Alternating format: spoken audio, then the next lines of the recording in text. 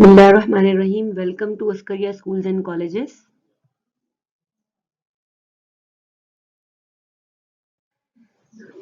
I am your teacher Sajda Lakar, and today we will discuss lecture 3 of chapter 1, and in this we will discuss about the trend in ionization energy.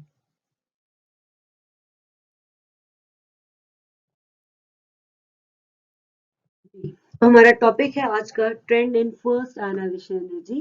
तो इसके लिए सबसे पहले ये जानना जरूरी है कि what is the ionization energy. तो जैसा कि आप ग्रेड 9 में और फर्स्ट ईयर में पढ़ चुके हैं कि आयनाइजेशन एनर्जी क्या है।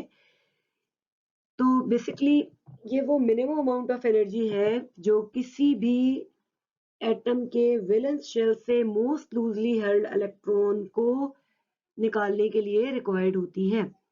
ठीक है, तो ताकि ये 1 mole of gaseous ion form कर सके। जैसे मैंने यहाँ पे आपको इक्वेशन से शो किया है कि फॉर एग्जांपल ये जो x है, x इज सर्टेन मेटल, और जब ये अपना एक इलेक्ट्रॉन रिमूव कर देता है तो ये 1 मोल गैसियस आयन फॉर्म करता है। इस एक इलेक्ट्रॉन को वैलेंस शेल से निकालने के लिए जो एनर्जी रिक्वायर्ड है उसे हम कहते हैं फर्स्ट आयनाइजेशन एनर्जी और आयनाइजेशन पोटेंशियल। नेक्स्ट हम चलते हैं ट्रेंड की तरफ। ट्रेंड इन पीरियड, जब हम लेफ्ट टू राइट की तरफ बच्चों मूव करते हैं पीरियड में, तो जो आयनाइजेशन एनर्जी है वो इंक्रीज होती है। अब ionization energy left to right की तरफ क्यों इंक्रीज होती है? तो इसके सर्टेन रीजन हैं। उन रीजंस की तरफ चलते हैं। सबसे पहली बात तो ये है कि जब हम लेफ्ट टू राइट की तरफ मूव करते हैं तो एटॉमिक नंबर इंक्रीज हो रहा होता है। ठीक है, लेकिन जो नंबर ऑफ शेल्स हैं वो सेम रहते हैं। इट मींस कि हमारा जो शील्डिंग या स्क्रीनिंग इफेक्ट है वो कांस्टेंट रहता है। जबकि लेफ्ट टू राइट की तरफ सक्सेसिवली क्योंकि शेल सेम है लेकिन न्यूक्लियर चार्ज जो है वो बढ़ रहा होता है क्योंकि एटॉमिक नंबर बढ़ रहा है। तो एटॉमिक नंबर का मतलब है नंबर ऑफ इलेक्ट्रॉन और नंबर ऑफ प्रोटॉन। तो नंबर ऑफ प्रोटॉन क्योंकि बढ़ रहे हैं तो न्यूक्लियर चार्ज जो है वो बढ़ रहा है, और इस तरह से न्यूक्लियर चार्ज बढ़ने की वजह से न्यूक्लियस का होल्ड वैलेंस शेल के इलेक्ट्रॉन पर इंक्रीज हो जाता है, और इलेक्ट्रॉन को वैलेंस शेल से निकालने के लिए हमें large amount of energy required होती है, जिसे हम कहते हैं आयनाइजेशन एनर्जी और आयनाइजेशन पोटेंशियल। जी, तो अब हम फैक्टर्स डिस्कस करेंगे। कुछ फैक्टर्स हैं हमारे पास जो आयनाइजेशन एनर्जी को अफेक्ट करते हैं। अब ये कौन से फैक्टर्स हैं जो आयनाइजेशन एनर्जी को अफेक्ट करते हैं? There are the 4 factors: atomic size, nuclear charge, shielding और screening effect and the nature of orbital. तो जो सबसे पहला हमारा फैक्टर है, अब हम देखते हैं कि इन फैक्टर्स के साथ आयनाइजेशन एनर्जी का क्या रिलेशन है। हमारा जो सबसे पहला फैक्टर है that is atomic size. Atomic size का आयनाइजेशन एनर्जी के साथ इनवर्स रिलेशन है। अगर एटॉमिक साइज या एटॉमिक रेडियस जो है वो एटम का ज्यादा हो तो न्यूक्लियस का होल जो है वो वैलेंस इलेक्ट्रॉन्स पर कम होता है, और इस तरह से इलेक्ट्रॉन को वैलेंस शेल से आउट करना, उसको निकालना, एक्सट्रैक्ट करना इजी हो जाता है। तो आयनाइजेशन एनर्जी कम लगती है। ठीक है जी। और अगर एटॉमिक साइज कम होगा तो इट मींस कि न्यूक्लियस का होल्ड वैलेंस शेल के इलेक्ट्रॉन पर ज्यादा है, और फिर आपको ज्यादा अमाउंट ऑफ एनर्जी रिक्वायर्ड होगी वैलेंस शेल से इलेक्ट्रॉन को एक्सट्रैक्ट करने के लिए। हमारा जो नेक्स्ट है factor that is nuclear charge. Nuclear charge और आयनाइजेशन एनर्जी का डायरेक्ट रिलेशन है।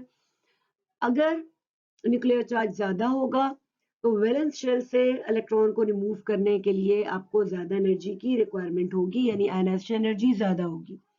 अगर न्यूक्लियर चार्ज कम होगा तो वैलेंस शेल से इलेक्ट्रॉन को निकालने के लिए लेस आयनाइजेशन एनर्जी रिक्वायर्ड होगी। अच्छा जी, नेक्स्ट हमारा जो फैक्टर है दैट इज शील्डिंग और स्क्रीनिंग इफेक्ट। अब शील्डिंग या स्क्रीनिंग इफेक्ट क्या चीज है?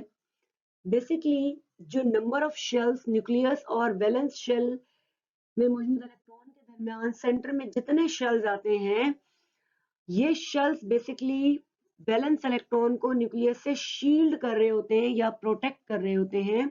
तो इनको हम कहते हैं शील्डिंग या स्क्रीनिंग इफेक्ट। तो बच्चों शील्डिंग या स्क्रीनिंग इफेक्ट जितना ज्यादा होगा आयनाइजेशन एनर्जी उतनी कम होगी, और शील्डिंग इफेक्ट जितना कम होगा आयनाइजेशन एनर्जी उतनी ज्यादा होगी। इट मींस कि शील्डिंग स्क्रीनिंग इफेक्ट का आयनाइजेशन एनर्जी के साथ इनवर्स रिलेशन है। नेक्स्ट है नेचर ऑफ ऑर्बिटॉल। अब नेचर ऑफ ऑर्बिटॉल में आपके पास 4 ऑर्बिटॉल्स आ जाते हैं, S, P, D and F. अगर ऑर्बिटल एस होगा तो इट मींस कि वो न्यूक्लियस के नियरेस्ट है, तो आयनाइजेशन एनर्जी इलेक्ट्रॉन को निकालने के लिए ज्यादा चाहिए होगी। जैसे जैसे दूर होते जाएंगे पी, डी और एफ की तरफ, तो वैसे वैसे न्यूक्लियस का होल वैलेंस इलेक्ट्रॉन पर कम होगा और आयनाइजेशन एनर्जी कम रिक्वायर्ड होगी इलेक्ट्रॉन को वैलेंस शेल से रिमूव करने के लिए। ठीक है जी, नेक्स्ट स्लाइड की तरफ चलते हैं। Irregularities in configuration. अब जैसा कि हमने देखा है कि जनरल ट्रेंड तो ये है कि लेफ्ट टू राइट की तरफ बच्चों जो हमारी आयनाइजेशन एनर्जी है वो इंक्रीज होती है, चाहे थर्ड पीरियड हो या चाहे जो भी पीरियड हो। ठीक है, लेकिन यहाँ पर कुछ इरेगुलरिटीज हैं कॉन्फ़िगरेशंस में, पीरियड थर्ड एलिमेंट्स में। अब वो इरेगुलरिटीज क्या है उनको डिस्कस करते हैं। तो the ionization energy of magnesium is higher than aluminium. Why? अब वैसे तो मैग्नीशियम एल्यूमिनियम से पहले आता है, तो जो मैग्नीशियम की आयनाइजेशन एनर्जी है it should be less than aluminium, but the ionization energy of magnesium is higher than aluminium. तो इसको हम डिस्कस करते हैं थ्रू द इलेक्ट्रॉनिक कॉन्फ़िगरेशन। तो यहाँ मैग्नीशियम के इलेक्ट्रॉनिक कॉन्फ़िगरेशन आपके सामने है, जिसमें जो वैलेंस ऑर्बिटल है वो 3s2 है जो कि कंप्लीटली फिल्ड है, जबकि जो एल्यूमिनियम की कॉन्फ़िगरेशन है उसमें वैलेंस ऑर्बिटल में एक पी ऑर्बिटल में एक इलेक्ट्रॉन है जो कि कंप्लीटली फिल्ड नहीं है, पार्शियली या हाफ फिल्ड है। अच्छा, अब यहाँ पे रीजन ये है कि जैसा कि हम जानते हैं कि हाफ फिल्ड ऑर्बिटल और फुल फिल्ड ऑर्बिटल जो हैं वो मोस्ट स्टेबल होते हैं। तो यहाँ पर मैग्नीशियम का जो 3s2 ऑर्बिटल है that is completely filled and stable as compared to aluminium which is partially filled and unstable। तो यहाँ पर मैग्नीशियम के s ऑर्बिटल में से इलेक्ट्रॉन को रिलीज करने के लिए maximum amount of energy required होगी as compare to partially filled p orbital of aluminium में से। So that's why the ionization energy of magnesium is higher, that is 738 kilojoule per mole, than sulfur, that is 578 kilojoule per mole। Justification, अब हम related justification की तरफ चल रहे हैं।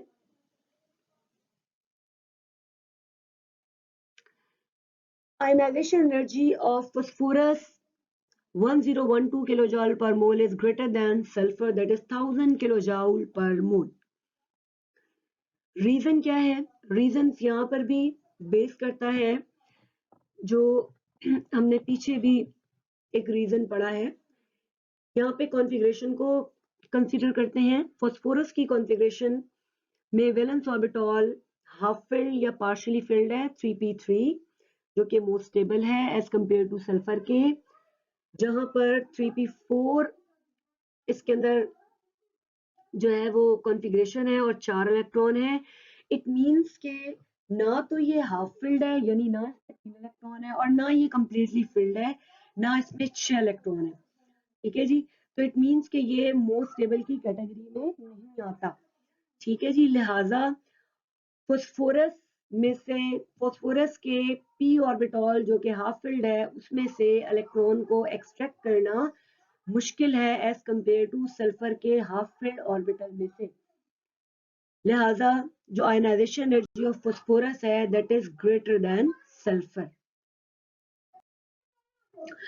Table 13.2 की डिस्क्रिप्शन देखते हैं। यहाँ पर आप ionization energy third period elements की आयनाइजेशन एनर्जी को देख सकते हैं।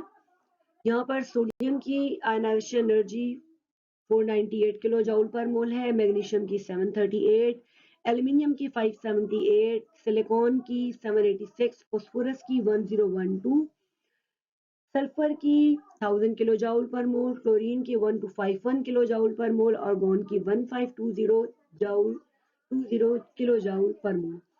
अब यहाँ पे आप देख रहे हैं कि जो एनोमलस बिहेवियर है वो सिर्फ कहाँ पर है, मैग्नीशियम और एल्यूमिनियम में और फास्फोरस एंड सल्फर के अंदर। ठीक है। अच्छा जी, तो यहाँ पर आपके पास डू यू नो का एक बॉक्स है जो कि आयनाइजेशन एनर्जी से रिलेटेड है। ठीक है जी। तो इसमें सबसे पहला क्वेश्चन है, a cation is always smaller than its neutral atom, why? Cation का साइज अपने न्यूट्रल एटम से क्यों छोटा होता है? तो कैटाइन कब बनता है? जब एटम में से एक इलेक्ट्रॉन रिमूव हो जाता है, तो एक इलेक्ट्रॉन रिमूव होने के बाद कैटाइन बनता है। ठीक है जी। और ऑब्वियसली इसके लिए आपको जो एनर्जी रिक्वायर्ड है दैट इज आयनाइजेशन एनर्जी। जब कैटाइन बनता है तो प्रोटॉन्स की का जो फिगर है वो इंक्रीज हो जाता है एज कम्पेयर टू इलेक्ट्रॉन्स के। इट मींस के सक्सेसिव न्यूक्लियर चार्ज न्यूक्लियस के अंदर इंक्रीज हो जाता है। ये जो न्यूक्लियर चार्ज है ये वैलेंस शेल में मौजूद इलेक्ट्रॉन को फोर्सफुली अपनी तरफ अट्रैक्ट करता है, जिसकी वजह से आइन का साइज, कैटाइन का साइज न्यूट्रल एटम से श्रिंक हो जाता है या स्मॉलर हो जाता है। ठीक है। नेक्स्ट है एनाइन।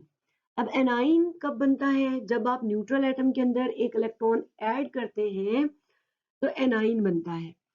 अब एनाइन जब बनता है तो उस वक्त इलेक्ट्रॉन्स की जो क्वांटिटी है वो प्रोटॉन्स के मुकाबले में ज्यादा हो जाती है और एनाइन का साइज जो है वो न्यूट्रल एटम से बड़ा होता है और यहाँ पर न्यूक्लियस का होल्ड वैलेंस शेल पर कम होता है। ऑब्वियसली जब न्यूक्लियस का होल्ड वैलेंस शेल पर कम है तो वो इलेक्ट्रॉन्स को अपनी तरफ फोर्सफुली अट्रैक्ट नहीं करेगा और एनाइन का साइज न्यूट्रल एटम के मुकाबले में बड़ा लगेगा।